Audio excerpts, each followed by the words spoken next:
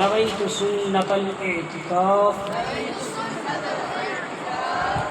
حضرت سفیان ثوری رحمۃ اللہ علیہ فرماتے ہیں، میں نے دوران طواف ایک شخص کو دیکھا جو ہر قدم پر درود پاک ہی پڑھ رہا تھا۔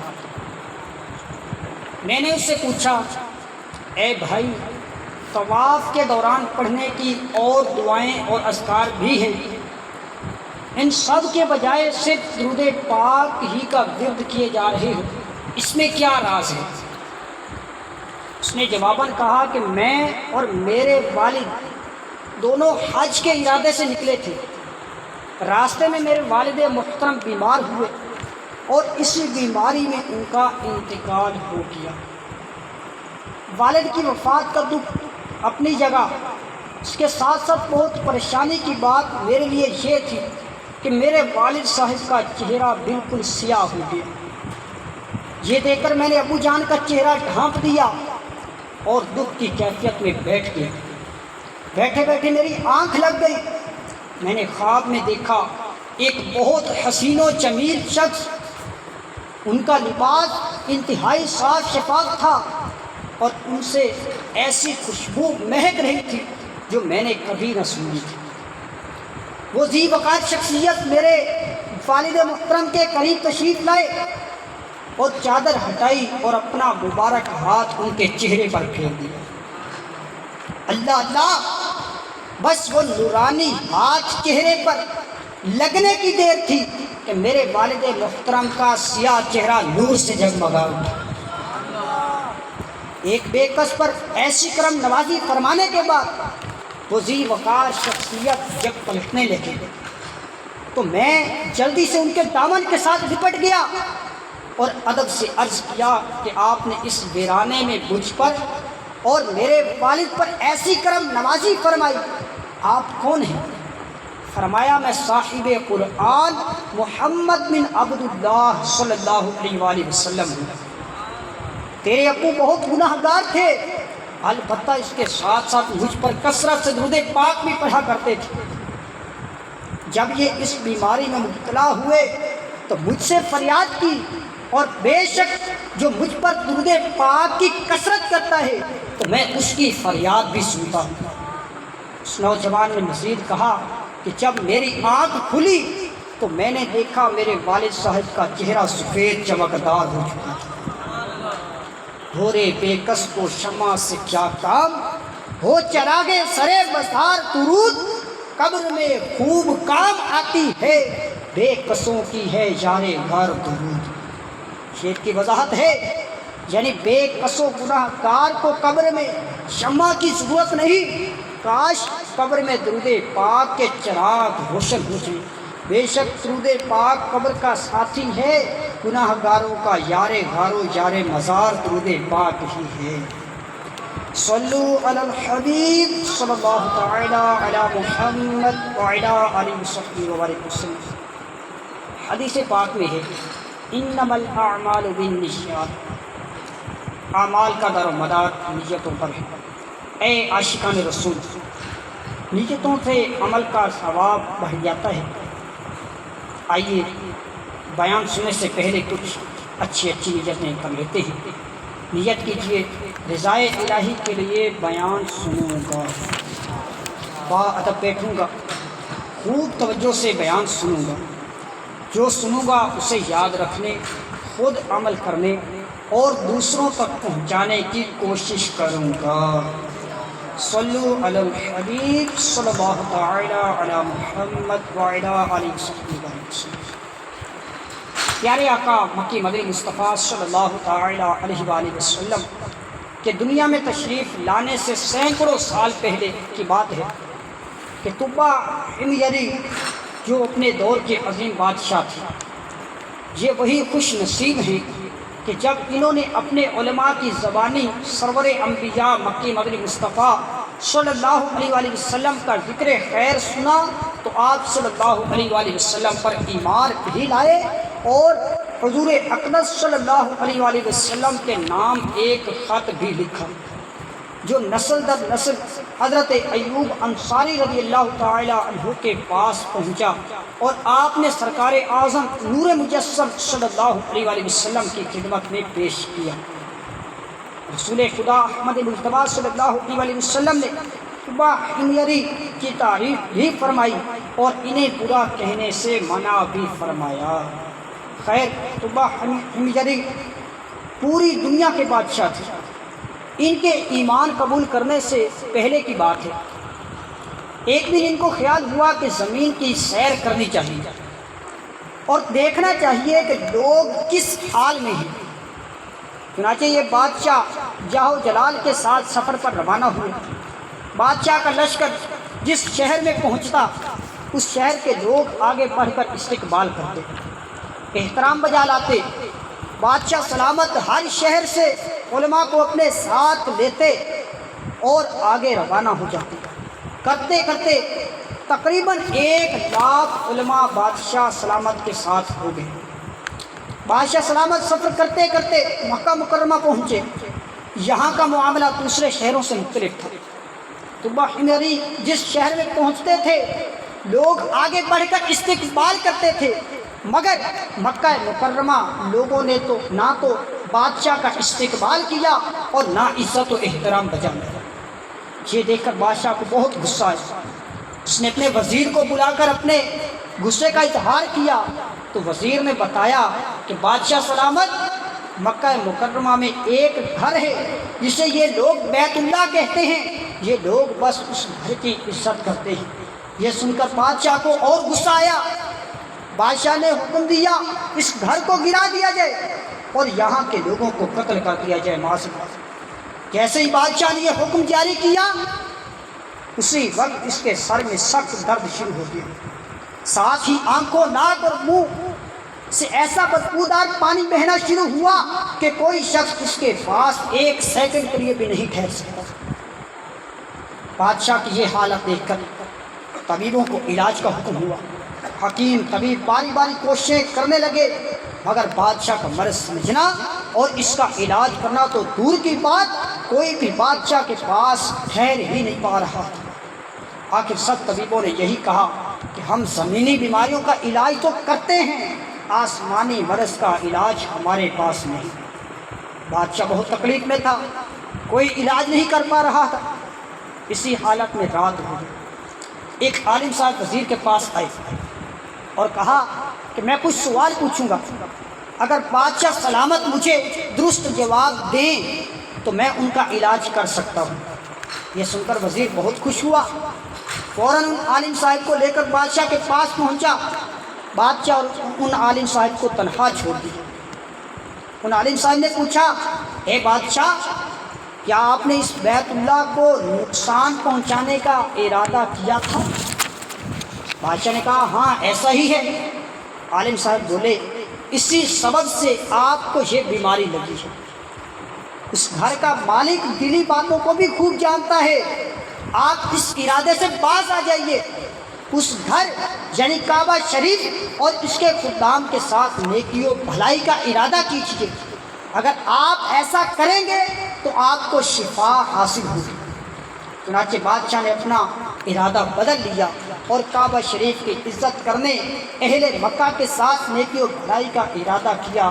بس یہ ارادہ کرنے کی دیر تھی کہ بادشاہ سلامت کو اسی وقت شفا نصیب ہو گئی۔ اس وقت حمیری کعبے کے رب پر ایمان لایا اور کعبہ شریف پر 7 قیمتی غلاف چڑھائے۔ حمیری ہی پہلا شخص ہے کہ جس نے خانہ کعبہ پر غلاف چڑھایا۔ کعبے کی رونق، کعبے کا منظر، اللہ اکبر اللہ اکبر، دیکھوں تو دیکھے جاؤں برابر، اللہ اکبر اللہ اکبر، دیکھا صفا بھی مروہ بھی دیکھا، تیرے کرم کا جلوہ بھی دیکھا، دیکھا رواں ایک سروں کا سمندر، اللہ اکبر اللہ اکبر۔ سبحان اللہ۔ یہ سب کے پیارے سامع بھائیو، ہم نے سنا کعبہ شریف کی کیسی عظیم برکتیں ہیں۔ تو حمیری نے کعبہ شریف کی بے ادبی کا صرف ارادہ ہی کیا تھا کہ خدائے قہار کا غضب اس پر برس پڑا۔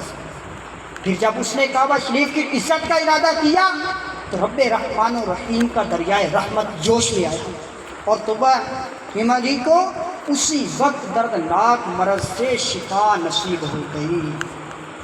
اس واقعے سے ہمیں دو باتیں سیکھنے کو ملتی ہیں۔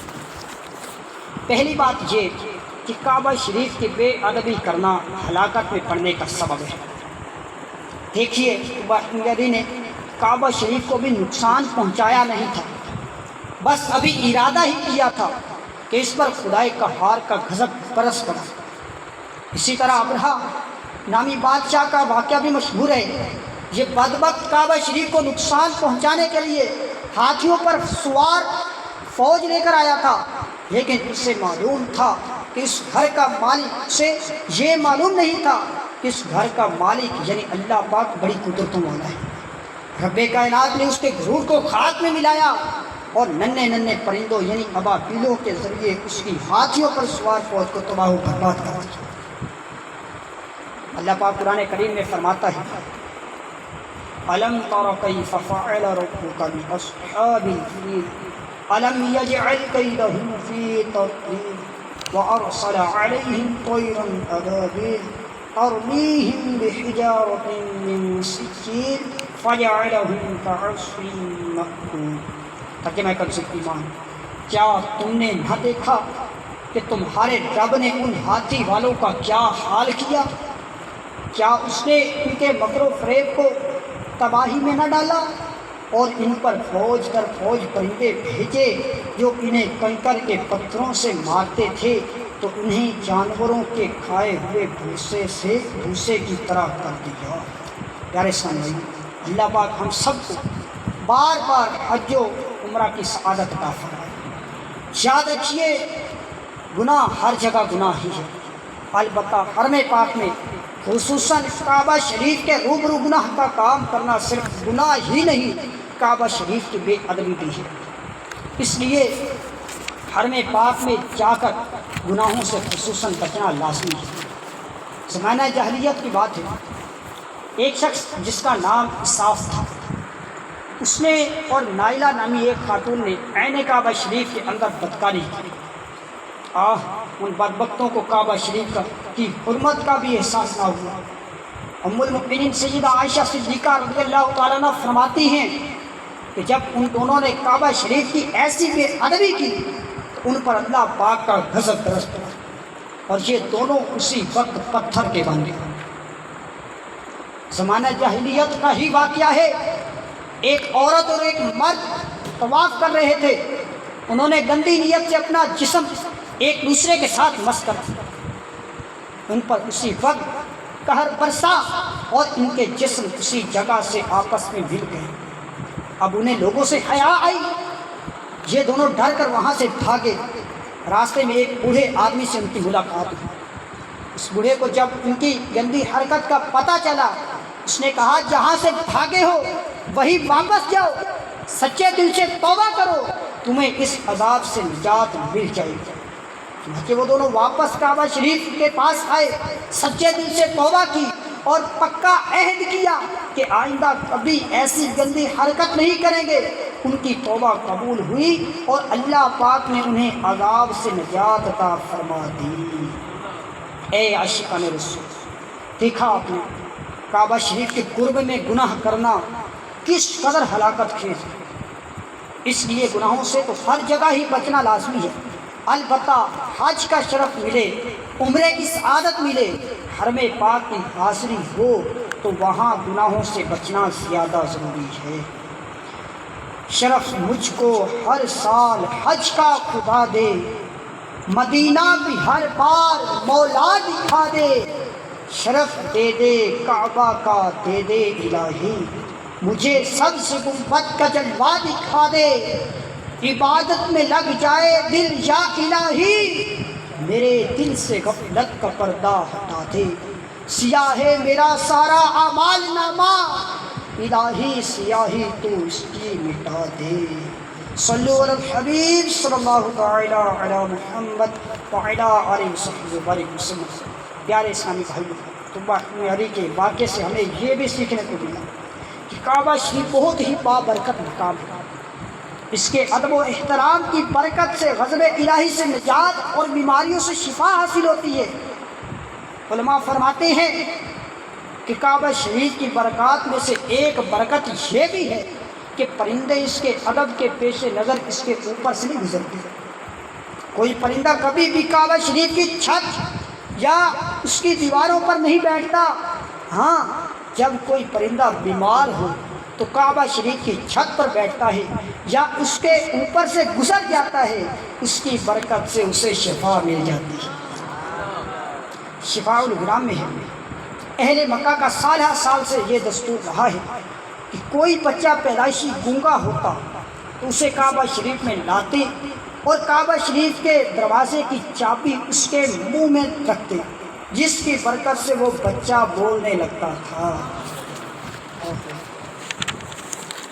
علامہ احمد بن علی قاسمی رحمۃ اللہ علیہ لکھتے ہیں کہ 433 سن ہجری کی بات ہے، کعبہ شریف کے ایک کونے رکن یمانی سے انگلی کے برابر پتھر کا ٹکڑا ٹوٹ گیا۔ لوگوں کی اس طرف توجہ نہ ہوئی، لہذا اس کی مرمت بھی نہ ہو سکے۔ پتھر کا اتنا چھوٹا ٹکڑا کعبہ شریف سے جدا ہونے کی نحوست یہ ہوئی کہ مکہ مکرمہ میں وبا پھیل گئی۔ آئے دن لوگ مرنے لگے۔ جو بھی اس وبا کا شکار ہوتا 3 دن کے اندر موت کے گھاٹ اتر جاتا تھا۔ بالآخر خراسان کے رہنے والے کسی نیک بندے کی خواب میں رہنمائی کی گئی، چنانچہ وہ ٹکڑا ڈھونڈ کر واپس دیوار کعبہ کے ساتھ لگایا گیا تو وبا ختم ہو گئی۔ سبحان اللہ، یہ سب ہے۔ اللہ پاک ہمیں بھی کعبہ شریف کی عزت کرنے، ادب و احترام کے ساتھ کعبہ شریف کو دیکھنے، اس سے برکتیں لینے، غلاف کعبہ کے ساتھ جھوم کر لپٹنے، باب کعبہ کو بوسے دینے، اس سے لپٹ کر خوب دعائیں کرنے کی توفیق عطا فرمائے۔ اے کاش کہ کعبہ شریف کی برکت سے ہمیں جسمانی بیماریوں اور اس کے ساتھ ساتھ گناہوں کے امراض سے بھی شفا نصیب ہو جائے۔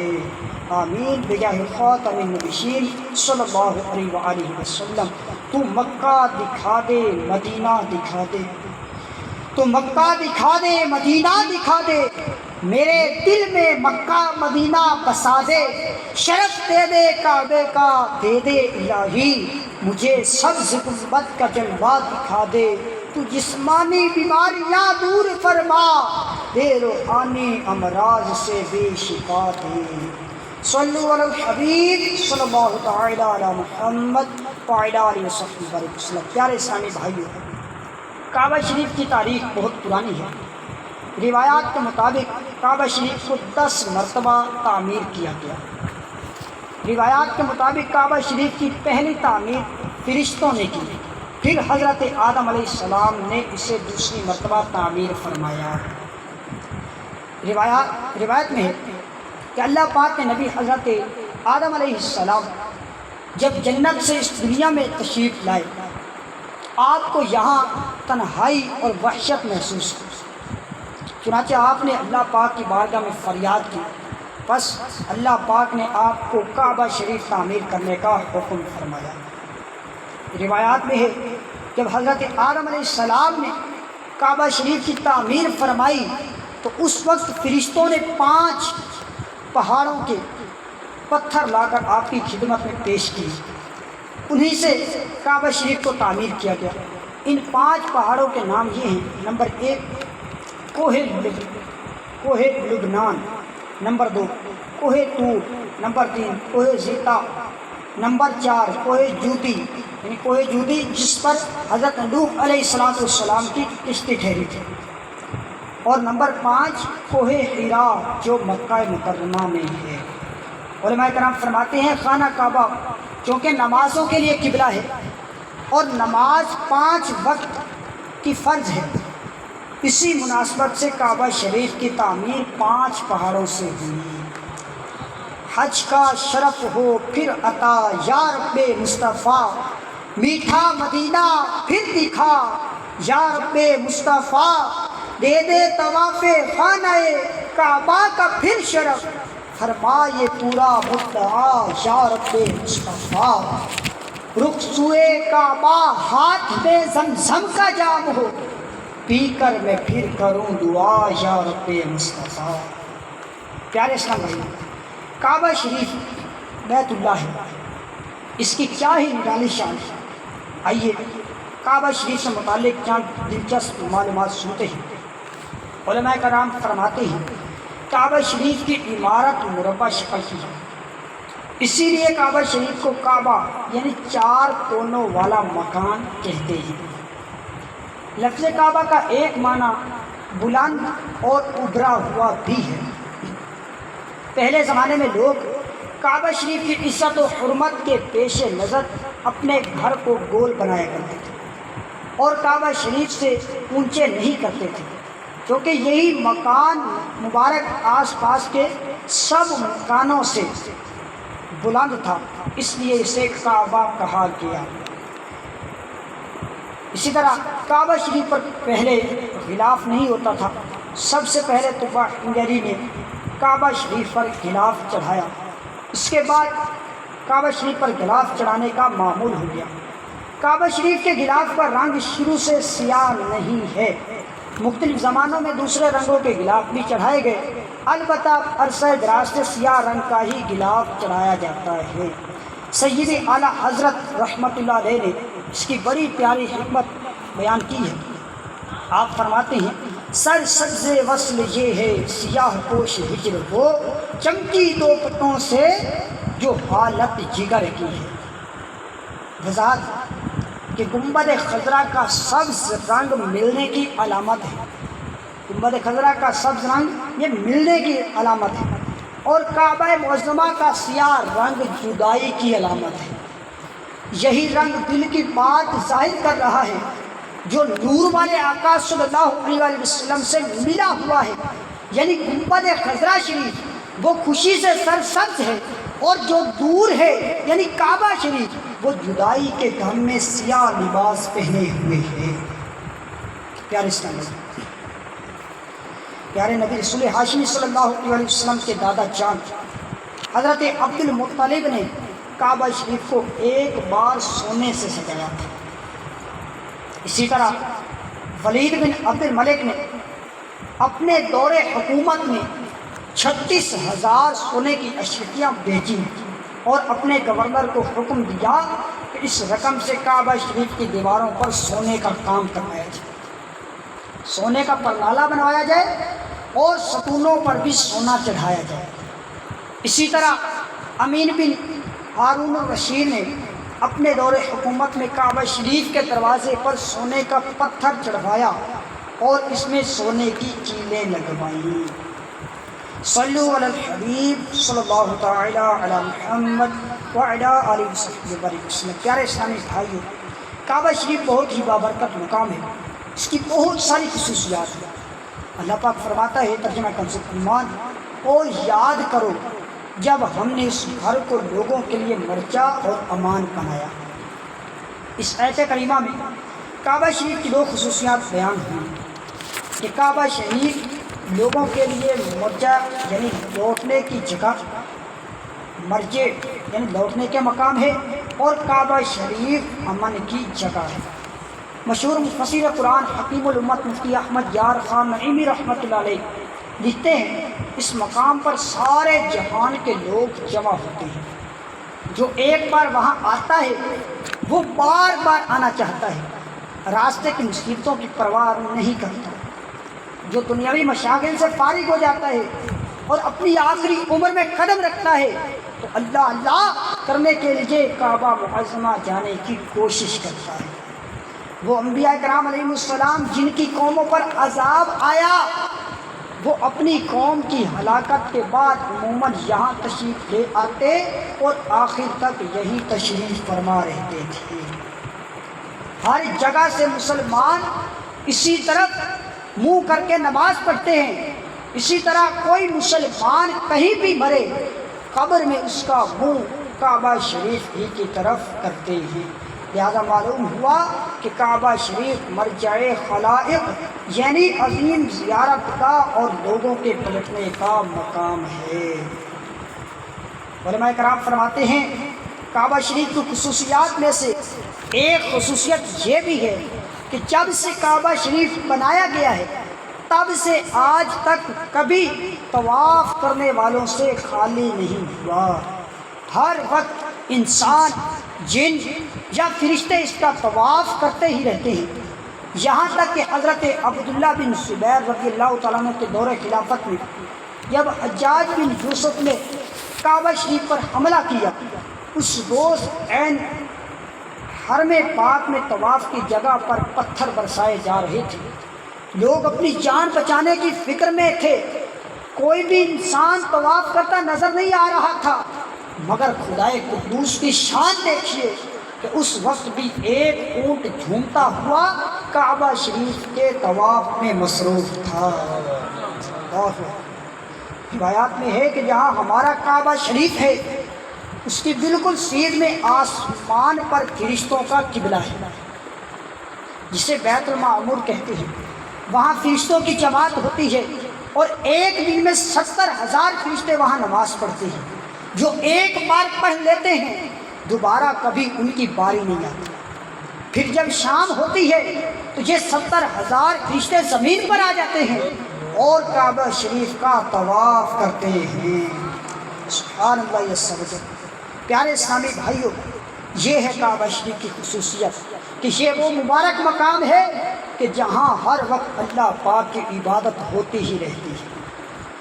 منقول ہے ایک مرتبہ اللہ پاک کے نبی حضرت سلیمان علیہ السلام اپنے لشکر کے ساتھ ہوا میں اڑتے ہوئے کہیں تشریف لے جا رہے تھے۔ آپ کا کعبہ شریف کے قریب سے گزر ہوا، مگر کسی وجہ سے آپ یہاں ٹھہر نہ سکے، آگے تشریف لے گئے۔ یہ معاملہ دیکھ کر کعبہ شریف رویا اور بارگاہ الہی میں عرض گزار ہوا، اے اللہ پاک، تیرے نبیوں میں سے ایک نبی علیہ السلام کا لشکر یہاں سے گزرا مگر وہ میرے پاس تشریف نہ لائے۔ اس پر اللہ پاک نے ارشاد فرمایا، اے کعبہ نہ رو، میں اپنے بندوں پر تیرا حج فرض کر دوں گا، جو تیری طرف ایسے آئیں گے جیسے پرندے اپنے گھونسلوں کی طرف آتے ہیں، وہ تیری طرف ایسے روتے ہوئے دوڑیں گے جس طرح اونٹنی اپنے بچے کے شوق میں دوڑتی ہے۔ اے کعبہ، میں تجھ یعنی تیرے شہر میں نبی آخر الزمان صلی اللہ علیہ وسلم کو پیدا کروں گا جو مجھے سب انبیاء سے زیادہ پیارا ہے۔ اللہ اکبر۔ کعبہ شریف کی کیسی نرالی شان ہے کہ اللہ پاک نے لوگوں کے دل اس کی طرف مائل کر دیے ہیں۔ الحمدللہ عز و جل، دنیا کے کونے کونے سے لوگ پیسے خرچ کر کے سفر کی مشکلات اٹھا کر یہاں آتے اور طواف کعبہ کی سعادت پاتے ہیں، اور کتنے بیچارے وہ ہیں جو حاضر نہیں ہو پاتے مگر کعبہ شریف کو ایک نظر دیکھنے کے لیے تڑپتے ہیں۔ بڑا حج پہ آنے کو جی چاہتا ہے، بڑا حج پہ آنے کو جی چاہتا ہے، بلاوا اب آئے گا کب یا الہی، میں مکے میں آؤں مدینے میں آؤں، بنا کوئی ایسا سبب یا الہی۔ صلو علی الحبیب صلی اللہ تعالی علی محمد وعلی آلہ وصحبہ وسلم۔ پیارے اسلامی بھائی، کعبہ شریف کی دوسری اہم خصوصیت یہ ہے، اللہ پاک نے کعبہ شریف اور اس کے ارد گرد حرم پاک کو مقام امن ہے۔ اللہ پاک فرماتا ہے، ترجمہ کنز العرفان، اور جو اس میں داخل ہوا امن والا ہو گیا۔ سبحان اللہ یسوع۔ معلوم ہوا جو کعبہ شریف اور اس کے ارد گرد کئی کلومیٹر پر پھیلے ہوئے حرم پاک میں داخل ہو گیا وہ امن میں آ گیا۔ علماء کرام فرماتے ہیں کہ جو بندہ کعبہ شریف یا حدود حرم میں داخل ہو جائے اس کے امن میں آنے کی مختلف صورتیں ہیں۔ ایک صورت تو یہ ہے کہ جو خوش نصیب نیکی کی نیت سے حج یا عمرہ وغیرہ کرنے کے لیے حرم پاک میں پہنچ جاتا ہے وہ روز قیامت عذاب سے امن میں رہے گا۔ حدیث پاک میں ہے، سرکار علی وقار صلی اللہ علیہ وسلم نے فرمایا کہ جو حرم پاک میں آ جاتا ہے اسے نیکیاں ملتی ہیں، اس کی برائیاں دور کر دی جاتی ہیں اور اسے بخش دیا جاتا ہے۔ میں مکے میں پھر آ گیا یا الہی، کرم کا تیرے شکریہ یا الہی، نہ کر رد کوئی التجا یا الہی، ہو مقبول ہر ایک دعا یا الہی۔ قاضی ریاض مالکی رحمۃ اللہ علیہ شفا شریف میں لکھتے ہیں، ایک مرتبہ سعدون خولانی کے پاس کچھ لوگ آئے اور بتایا کہ فلاں قبیلے نے ایک شخص کو قتل کیا، پھر اس کی لاش کو آگ لگا دی، مگر حیرت کی بات تھی کہ رات گئے تک اس کا جسم آگ میں رہا، اس کے باوجود اس پر آگ نے کوئی اثر نہ کیا، یہاں تک کہ اس کا سفید رنگ آگ میں جلنے کے بعد بھی ویسے کا ویسا ہی رہا۔ سعدون خولانی نے یہ بات سن کر کہا، اس مرنے والے شخص نے 3 حج کیے ہوں گے؟ آپ نے سوال فرمایا کہ اس مرنے والے شخص نے 3 حج کیے ہوں گے؟ لوگوں نے بتایا ہاں اس نے 3 حج کیے ہوئے تھے۔ اس پر سعدون خولانی نے کہا، مجھے یہ بات پہنچی ہے کہ جو بندہ ایک حج کرے اس نے اپنا فرض ادا کیا، جس نے دوسرا حج کیا اس نے اللہ پاک کی بارگاہ میں قرض پیش کیا، اور جس نے 3 حج کیے اللہ پاک اس کے جسم پر اور جسم پر اگنے والے بالوں کو جہنم پر حرام فرما دیتا ہے۔ سبحان اللہ یسر۔ پیارے اسلامی بھائیو، یہ ہے کعبہ شریف کی برکت۔ جو خوش نصیب کعبہ شریف میں حدود حرم میں آ جاتا ہے، حج کی سعادت پاتا ہے، اللہ پاک اسے عذاب سے نجات عطا فرماتا ہے۔ ایک حدیث پاک میں ہے، سرکار علی وقار مکی مدنی تاجدار صلی اللہ علیہ وسلم نے فرمایا، جو حرمین میں سے کسی ایک یعنی مکہ مکرمہ یا مدینہ منورہ میں وفات پائے وہ میری شفاعت پالے گا اور روز قیامت امن والوں کے ساتھ اٹھے گا۔ حضرت وہب بن منبہ رحمۃ اللہ علیہ فرماتے ہیں، تورات شریف جو آسمانی کتاب ہے، حضرت موسیٰ علیہ السلام پر نازل ہوئی، اس کتاب میں لکھا ہے اللہ پاک روز قیامت اپنے 7 لاکھ مقرب فرشتوں کو سونے کی زنجیریں عطا فرمائے گا اور حکم دے گا ان زنجیروں کے ساتھ کعبہ شریف کو باندھیں گے، کعبہ شریف کو باندھ کر میدان محشر میں لے آؤ، فرشتے جائیں گے ان سونے کی زنجیروں کے ساتھ کعبہ شریف کو باندھیں گے، پھر ایک فرشتہ پکار کر کہے گا اے کعبہ چل، کعبہ شریف کہے گا میں نہیں چلوں گا، میں نہیں چلوں گا جب تک میرا سوال پورا نہ ہو جائے۔ فضائے آسمانی سے فرشتہ پکارے گا اے کعبہ سوال کر، تیرا سوال پورا کیا جائے گا۔ اب کعبہ شریف اللہ پاک کی بارگاہ میں عرض کرے گا اے اللہ پاک، میرے پڑوس میں دفن ہونے والے مومنوں کے حق میں میری شفاعت قبول فرما۔ آواز آئے گی میں نے تیری درخواست قبول فرما لی، یعنی تیرے پڑوس میں جو مومن دفن ہیں ان سب کے حق میں تیری شفاعت قبول کر لی گئی۔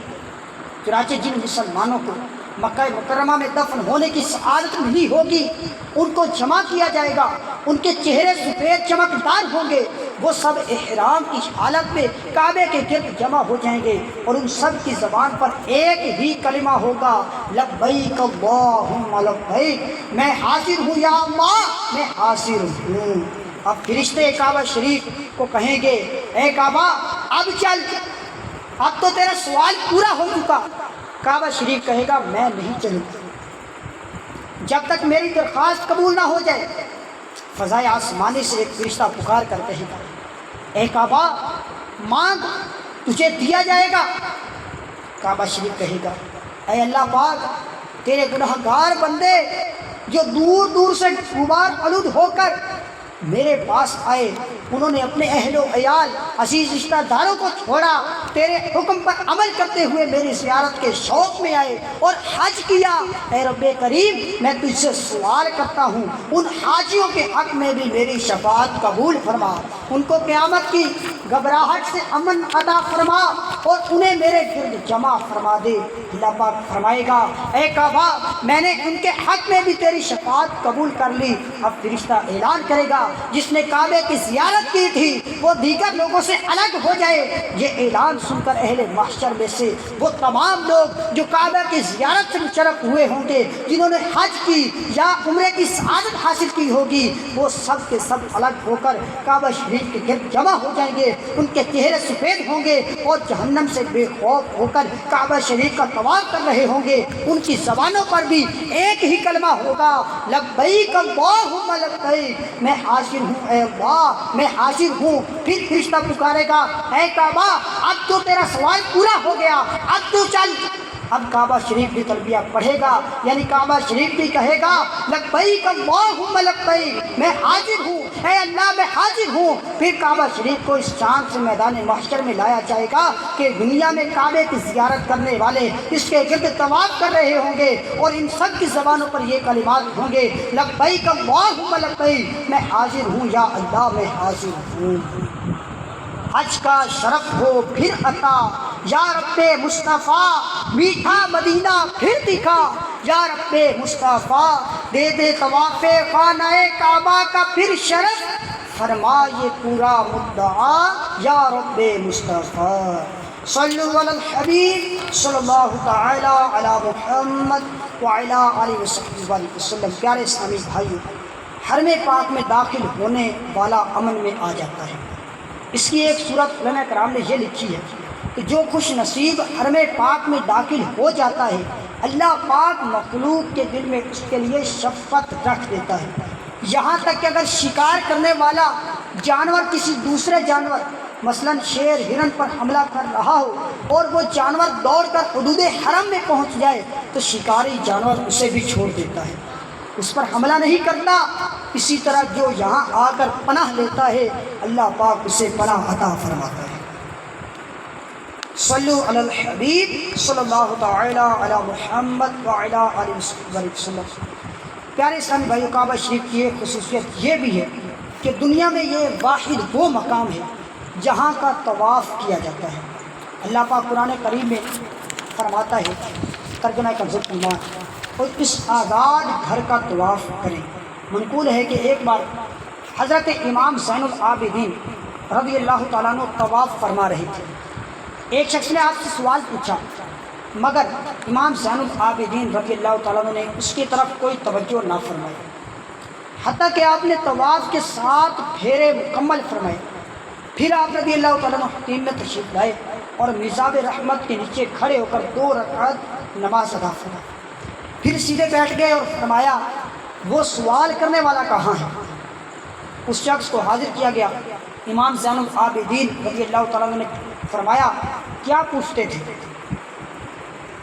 عرض کیا عالی جان کعبہ شریف کا طواف کب سے شروع ہوا، طواف کیوں شروع ہوا اور کیسے کیا جاتا تھا؟ امام زین العابدین رضی اللہ تعالیٰ عنہ نے اس شخص سے پوچھا کہاں کے رہنے والے ہو؟ کہا ملک شام سے ہوں۔ فرمایا ملک شام میں کس جگہ سے؟ عرض کیا بیت المقدس کے قریب۔ امام زین العابدین رضی اللہ تعالیٰ عنہ نے پھر پوچھا کیا تم نے تورات اور انجیل پڑھی ہے؟ اس نے عرض کیا جی ہاں پڑھی ہے۔ اب امام زین العابدین رضی اللہ تعالیٰ عنہ اس کے سوال کا جواب دیتے ہوئے فرمایا اے شامی میرا جواب یاد کر لو، تم مجھ سے روایت نہیں کرو گے مگر صرف حق بات۔ کعبہ شریف کا طواف یوں شروع ہوا کہ جب اللہ پاک نے فرشتوں کو بتایا کہ میں زمین میں اپنا خلیفہ یعنی حضرت آدم علیہ السلام کو بنانے والا ہوں، اس وقت فرشتوں نے یوں ظاہر کیا کہ ہم خلافت کے زیادہ حقدار ہیں۔ اس پر اللہ پاک نے ارشاد فرمایا کہ بے شک میں وہ جانتا ہوں جو تم نہیں جانتے۔ اللہ پاک کا یہ ارشاد سن کر فرشتوں کو لگا کہ شاید ہماری اس بات سے اللہ پاک ہم سے ناراض ہے، چنانچہ فرشتوں نے عرش الہی کی پناہ لی، اپنے چہرے اوپر اٹھائے، عاجزی کی، روئے اور 7 سال تک عرش الہی کا طواف کرتے رہے۔ آخر اللہ پاک نے ان کی طرف نظر رحمت فرمائی اور عرش کے نیچے ان کے لیے 4 ستونوں والا زبرجد کا ایک گھر بنایا اور فرشتوں نے فرمایا اس گھر کا، اور فرشتوں سے فرمایا کہ اس گھر کا طواف کرو چنانچہ فرشتے اس گھر کا طواف کرنے لگے، اسی کو بیت المعمور کہا جاتا ہے۔ پھر اللہ پاک نے کچھ فرشتوں کو زمین پر بھیجا اور حکم دیا کہ زمین پر بھی بیت المعمور جیسا اور اسی سائز کا ایک گھر بناؤ۔ پھر جب یہ گھر تعمیر ہو گیا تو اللہ پاک نے زمین کی مخلوق کو حکم فرمایا کہ جیسے آسمان والے بیت المعمور کا طواف کرتے ہیں تم اس گھر کا طواف کرو۔ ایک روایت کے مطابق حضرت آدم علیہ السلام کی پیدائش سے 2000 سال پہلے بیت المعمور کی بالکل سیدھ میں فرشتوں نے کعبہ شریف کی عمارت بنائی۔ یہ پیمائش میں بیت المعمور کے برابر تھا۔ اس وقت کعبہ شریف کا طواف تو صرف زمینی فرشتے کرتے تھے، مگر اس کا حج زمین و آسمان کے سارے فرشتے کیا کرتے تھے۔ حضرت عبداللہ بن عمر رضی اللہ تعالیٰ عنہما فرماتے ہیں میں نے حضور اکرم صلی اللہ علیہ وآلہ وسلم کو فرماتے سنا کہ جس نے گنتی کر کے طواف کے 7 پھیرے کیے اور پھر 2 رکعتیں ادا کی تو یہ ایک غلام آزاد کرنے کے برابر ہے، اور طواف کرتے ہوئے آدمی کے ہر قدم کے بدلے اس کے لیے 10 نیکیاں لکھی جاتی ہیں، اس کے 10 گناہ مٹا دیے جاتے ہیں اور 10 درجات بلند کر دیے جاتے ہیں۔ مکہ مدنی تاجدار صلی اللہ علیہ وآلہ وسلم نے فرمایا جو بیت اللہ کے طواف کے 7 پھیرے کرے اور اس میں کوئی لغو یعنی بےہودہ بات نہ کرے تو یہ ایک غلام آزاد کرنے کے برابر ہے۔ حضرت عبداللہ ابن عباس رضی اللہ تعالیٰ عنہما سے روایت ہے مدینہ کے سلطان صلی اللہ علیہ وآلہ وسلم نے فرمایا جس نے 50 مرتبہ طواف کیا گناہوں سے ایسا نکل گیا جیسے آج اپنی ماں سے پیدا ہوا۔ اور حدیث پاک میں ہے جس نے برسات میں طواف کے 7 چکر لگائے اس کے پچھلے گناہ بخش دیے جاتے ہیں۔ حضرت ابو عقال رضی اللہ تعالیٰ عنہ فرماتے ہیں ایک مرتبہ میں نے بارش کے دوران حضرت انس بن مالک رضی اللہ تعالیٰ عنہ کے ساتھ بیت اللہ شریف کا طواف کیا۔ جب ہم طواف مکمل کرنے کے بعد مقام ابراہیم پر حاضر ہوئے اور 2 رکعتیں ادا کی تو حضرت انس رضی اللہ تعالیٰ عنہ نے ہم سے فرمایا کہ نئے سرے سے عمل شروع کرو کیونکہ تمہاری مغفرت ہو چکی ہے۔ پھر فرمایا کہ جب ہم نے حضور پاک صلی اللہ علیہ وسلم کے ساتھ بارش کے دوران طواف کیا تھا تو آپ صلی اللہ علیہ وسلم نے ہم سے اسی طرح فرمایا تھا۔ سبحان اللہ۔ یہ سبق پیارے پیارے اسلامی بھائی، یہ ہیں کعبہ شریف کی بلند شان۔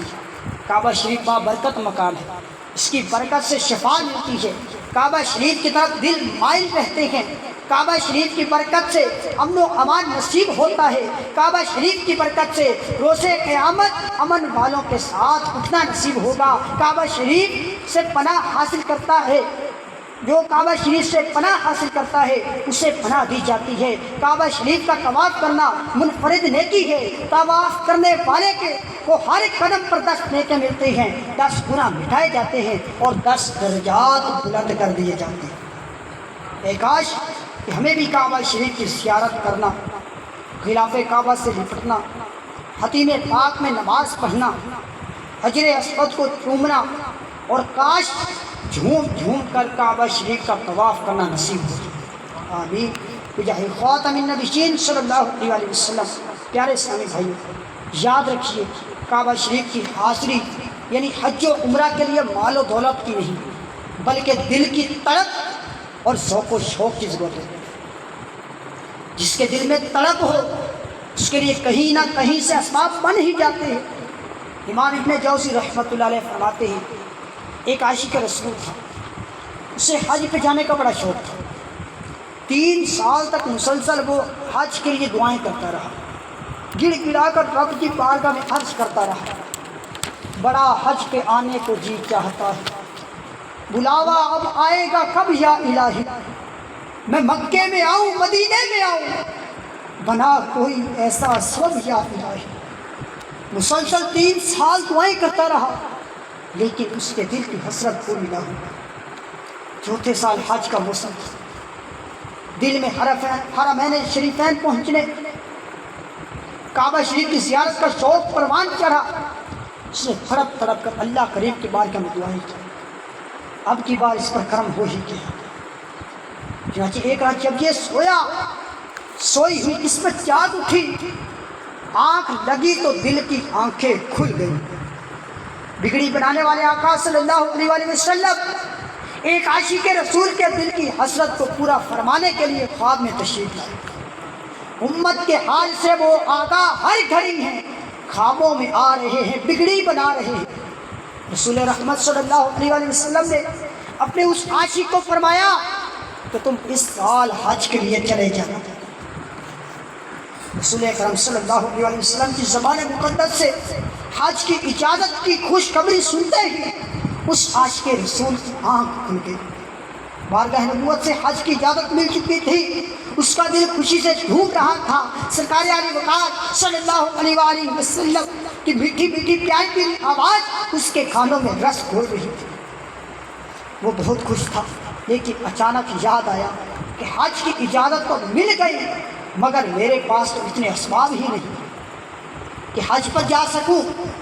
یہ خیال آنے کی دیر تھی، ساری خوشی غم میں تبدیل ہوئی۔ دوسری رات ہوئی، پھر رسول رحمت صلی اللہ علیہ وآلہ وسلم خواب میں تشریف لائے۔ پھر ارشاد فرمایا تم اس سال حج کے لیے چلے جانا۔ وہ عاشق رسول اپنی بے سر و سامانی کا ذکر نہ کر سکا۔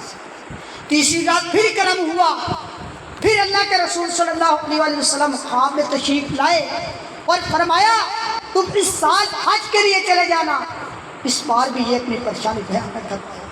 آخر چوتھی رات پھر کرم ہوا، رسول اکرم صلی اللہ علیہ وآلہ وسلم خواب میں تشریف لائے تو اس نے عرض کر ہی دیا کہ یا رسول اللہ، یا حبیب اللہ صلی اللہ علیہ وآلہ وسلم، میرے پاس تو زیادہ راہ بھی نہیں ہے، میں کیسے حج کے لیے جا سکتا ہوں؟ پاس مال و زر نہیں، اڑنے کو بھی پر نہیں، کر دو کوئی انتظام، تم پہ کروڑوں سلام۔ رسول اکرم صلی اللہ علیہ وآلہ وسلم نے فرمایا کیوں نہیں، تمہارے پاس زیادہ راہ ہے، تم اپنے مکان کی فلاں جگہ کھودو، وہاں تمہارے دادا کی زرہ موجود ہوگی۔ اتنا فرما کر نور کے پیکر صلی اللہ علیہ وسلم تشریف لے گئے۔ صبح کو عاشق رسول کی آنکھ کھلی، بہت خوش تھا۔ نماز فجر ادا کرنے کے بعد آقا کریم صلی اللہ علیہ وسلم کی بتائی ہوئی جگہ سے کھودنا شروع کیا۔ واقعی وہاں سے ایک قیمتی زرہ موجود تھی۔ اس نے وہ زرہ فروخت کی اور حج کے لیے روانہ ہو گیا۔ جسے چاہا در پہ بلا لیا، جسے چاہا اپنا بلا لیا، یہ بڑے کرم کے ہیں فیصلے، یہ بڑے نصیب کی بات ہے۔ اے عاشقان رسول، پتہ چلا حج کے لیے مال و اسباب کی نہیں، شوق اور طلب کی ضرورت ہے۔ ہمیں چاہیے کہ ہم اپنے دل میں شوق حج پڑھیں، حج کے فضائل پڑھیں، انشاءاللہ الکریم دل میں شوق حج پیدا ہوگا۔ کاش ہم اپنا یہ معمول بنائیں کہ رات کو کسی وقت تنہائی میں بیٹھ جائیں، کبھی کعبہ شریف کا تصور باندھیں، کبھی مینا شریف کا تصور باندھیں، تصور ہی تصور میں کبھی میدان عرفات پہنچ جائیں، کبھی لبیک اللہم لبیک کی صدائیں لگائیں، صفا مروہ کی سعی کریں، پھر اپنی محرومی کے تصور میں لا کر اللہ کریم کی بارگاہ میں گر گرا کر دعائیں کریں، یا اللہ مجھے حج کی سعادت عطا فرما۔ تو انشاءاللہ الکریم حج کا شوق پیدا ہوگا، آنکھوں سے آنسو جاری ہوں گے، تو اللہ پاک کی رحمت سے بڑی امید ہے کہ کرم ہو ہی جائے گا، دل میں شوق حج بھی بڑھے گا، اللہ پاک نے چاہا تو حج کا بلاوا بھی نصیب ہو ہی جائے گا۔ میرے شیخ طریقت امیر اہل سنت دامت برکاتہم العالیہ کی بہت ہی خوبصورت 3 کتابیں ہیں۔ عاشقان رسول کی 130 حکایات، دوسری رفیق الحرمین اور تیسری رفیق المعتمرین، یہ کتابیں پڑھیں، دل میں شوق حج بڑھانے کا انتہائی زبردست نسخہ ہے۔ اپنے والدین اور مرحومین کے اصال ثواب کے لیے اور اپنی قبر و آخرت کو بہتر بنانے کے لیے حج و عمرہ پر جانے والوں کو تحفتاً پیش کریں۔ حج اور عمرہ کرنے والے ان کتابوں کو پڑھیں گے، اچھے انداز میں حج و عمرہ ادا کر پائیں گے تو انشاءاللہ الکریم ہمیں بھی اس کی برکتیں ملیں گی۔ کیا خبر، اس نیک عمل کے صدقے ہمیں بھی مدینہ منورہ اور مکہ مکرمہ کا بلاوا مل جائے۔ جان و دل ہوش و خرد سب تو مدینے پہنچے، تم نہیں چلتے رضا سارا تو سامان گیا۔ پیارے اسلام بھائیو، مکہ مدینے کے عشق کا عشق پانے، نیک نمازی بننے اور نیکیوں والی زندگی گزارنے کے لیے عاشقان رسول کی دینی تحقیق دعوت اسلامی کے دینی ماحول سے وابستہ ہو جائیے اور 12 دینی کاموں میں بڑھ چڑھ کر حصہ لیجیے۔ انشاءاللہ الکریم زندگی میں نیکیوں کی بہار آئے گی، اللہ پاک کے رضا والے کام کرنے کے مواقع نصیب ہوں گے۔ صلو علی الحبیب صلی اللہ تعالی علی محمد وعلی آلہ وسلم۔ پنجاب کے علاقے الہ آباد ضلع قصور کے رہنے والے ایک اسلام بھائی کے بیان کا خلاصہ ہے۔ الحمدللہ یہ سمجھ میں دعوت اسلامی کے دینی ماحول سے وابستہ تو تھا، لیکن دینی کاموں کے سلسلے میں سستی کا شکار تھا۔ ایک روز ایک ذمہ دار اسلام بھائی نے مجھے سمجھاتے ہوئے دینی کام کرنے، بطور خاص فجر کے لیے مسلمانوں کو جگانے والے دینی کام کی خوب پابندی کرنے کی ترغیب دلائی۔ الحمدللہ یہ سمجھ میرا ذہن بن گیا اور میں نے اگلے ہی دن اس پر عمل شروع کر دیا۔ فجر کے لیے مسلمانوں کو جگانا تو کیا شروع کیا، اللہ پاک اور اس کے پیارے حبیب صلی اللہ علیہ وسلم کا کرم ہو گیا۔ قسمت کا ستارہ یوں چمکا کہ اسی سال مجھے حاضری مدینہ کی سعادت نصیب ہو گئی۔ اس پر مزید کرم یہ بھی ہوا کہ میرے بڑے بھائی کو بھی حج کی سعادت نصیب ہو گئی۔ عطائے حبیب خدا مدنی ماحول ہے، فیضان غوث و رضا مدنی ماحول، سنور جائے گی آخرت انشاءاللہ، تم اپنائے رکھو صدا مدنی ماحول۔ صلو علی الحبیب صلی اللہ تعالی علی محمد وعلی آلہ وسلم۔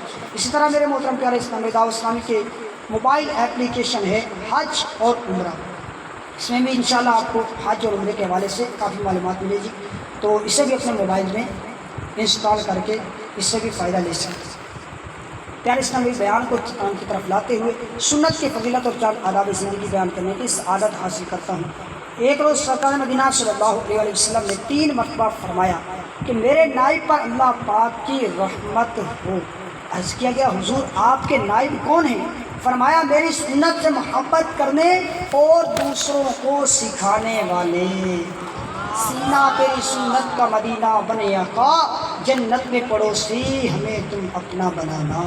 فرمانے آخری نبی صلی اللہ علیہ وسلم، جو شخص لوگوں کے درمیان صلح کروائے گا اللہ پاک اس کا معاملہ درست فرما دے گا اور اسے ہر کلمہ بولنے پر ایک غلام آزاد کرنے کا ثواب عطا فرمائے گا، اور جب لوٹے گا تو اپنے پچھلے گناہوں سے مغفرت یافتہ ہو کر لوٹے گا۔ اے عاشقان رسول، مسلمان بھائیوں کے آپس میں صلح کروانا سنت مصطفیٰ ہے۔ اگر کبھی صحابہ کرام علیہم رضوان کے درمیان کوئی غلط فہمی ہو جاتی یا کبھی 2 صحابہ کے درمیان شکر رنجی ہو جاتی تو ہمارے پیارے آقا صلی اللہ علیہ وسلم حکمت عملی کے ساتھ ان دونوں میں صلح کروا دیا کرتے تھے۔ چنانچہ ایک بار غیر مسلموں کی سازش سے صحابہ کرام علیہ رضوان کے 2 بڑے قبیلوں اوس اور خزرج کے درمیان تناؤ پیدا ہو گیا۔ جب سرکار مدینہ صلی اللہ علیہ وسلم کو اس کی خبر ہوئی تو آپ صلی اللہ علیہ وسلم تشریف لائے اور ان کی آپس میں صلح کروائی۔ اسی طرح پیارے آقا صلی اللہ علیہ وسلم صلح کروانے کے کئی واقعات ہیں جن کا تفصیلی ذکر سیرت کی کتابوں مثلاً سیرت مصطفیٰ اور سیرت رسول عربی وغیرہ سے پڑھا جا سکتا ہے۔ پیارے اسلام بھائی، صلح کروانے کے تعلق سے یہ یاد رہے کہ مسلمانوں کے درمیان وہی صلح کروانا جائز ہے جو شریعت کے دائرے میں ہو۔ مدنی مصطفیٰ صلی اللہ علیہ وسلم نے فرمایا مسلمانوں کے درمیان صلح کروانا جائز ہے، مگر وہ صلح جائز نہیں جو حرام کو حلال کر دے یا حلال کو حرام کر دے۔ صلح کروانے سے متعلق مزید معلومات کے لیے